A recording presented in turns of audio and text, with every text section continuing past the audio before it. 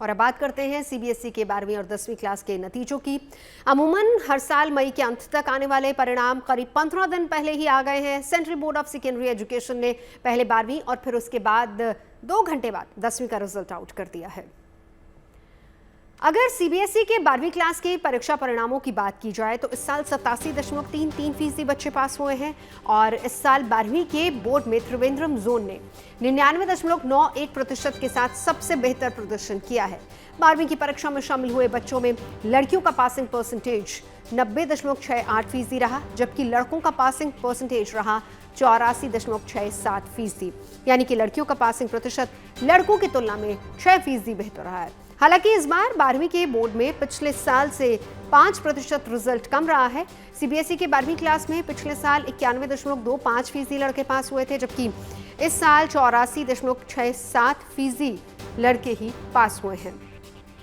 अगर हम लड़कियों की बात करें तो पिछले साल 94% लड़कियां पास हुई थी, जबकि इस साल 90.68% लड़कियां पास हुई हैं। 12वीं के साथ ही सीबीएसई ने 10वीं का रिजल्ट भी आउट कर दिया। 10वीं के बोर्ड में इस साल 93.12% स्टूडेंट्स पास हुए हैं। बोर्ड की इस परीक्षा में भी छात्राओं ने छात्रों के मुकाबले बेहतर प्रदर्शन किया है। लड़कियों का पासिंग प्रतिशत 54.25% रहा, लड़कों का पासिंग प्रतिशत 92.75% रहा, यानी लड़कियों का पासिंग प्रतिशत लड़कों की तुलना में इस बार 1.53% बेहतर रहा है। इस साल 12वीं के नतीजों की ही तरह 10वीं के बोर्ड में भी त्रिवेंद्रम जोन ने 99.91% के साथ सबसे बेहतर प्रदर्शन किया है। करीब 36 साल से चली आ रही भारतीय शिक्षा प्रणाली बदलाव के दौर से गुजर रही है।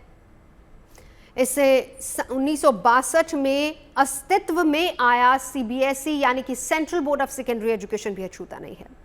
इस साल हुए 12वीं और 10वीं के बोर्ड के एग्जाम में प्रश्नों के पैटर्न में बदलाव किया गया था। इसके अलावा परिणाम घोषित करने की प्रक्रिया भी बदली गई ताकि छात्रों पर ज्यादा से ज्यादा मार्क्स लाने का बेवजह का दबाव कम हो सके और गला काट प्रतियोगिता के चक्कर में वो ना पड़े।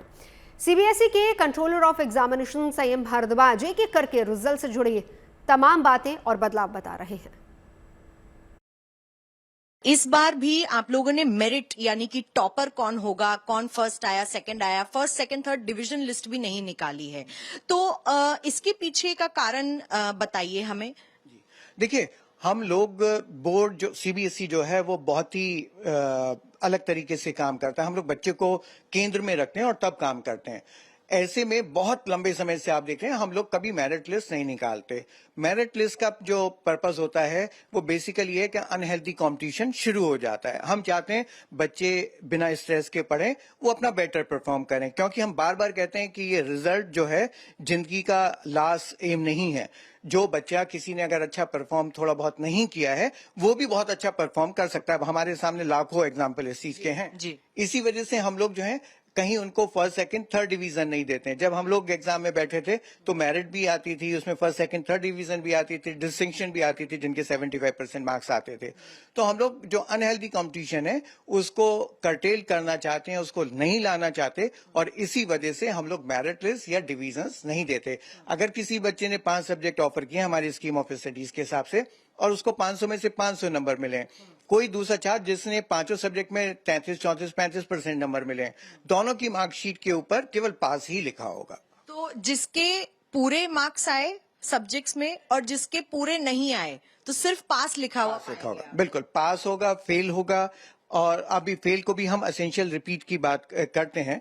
और उसके बाद हम जो है हमने देखिए उसको भी फेल को हमने एसेंशियल रिपीट में कन्वर्ट किया। फेल नेगेटिव था तो हमने उसको हटाया वहां से। क्यों फेल हो, हम ये कहाँ कहें, ये तो 33% का क्राइटेरिया हम लोगों ने बनाया। अगर किसी ने भी कोई नॉलेज गेन की है, उसके 28%, 30%, 32% मार्क्स आए तो उसने नॉलेज तो गेन की, तो वो हम उसको कहते हैं आप एसेंशियल रिपीट हैं, आप दोबारा से प्रयास करिए और जो है इस लिमिट को 33 वाली को क्रॉस कर आप आगे आइएगा। तो हमारा जो है वो केवल होता यही है कि हम लोग कहते हैं ना हम मेरिट देंगे, ना ही फर्स्ट सेकंड थर्ड डिवीजन देंगे, और आप अपना केवल परफॉर्म कीजिए और वो परफॉर्मेंस हम आपको बता देंगे। बट परफॉर्मेंस परसेंटेज तो बता रहे हैं आप बच्चे को। हम परसेंटेज भी नहीं बता रहे हैं, हम अपना पासिंग परसेंटेज बता रहे हैं। बच्चा अपनी परसेंटेज अपने आप कैलकुलेट कर सकता है।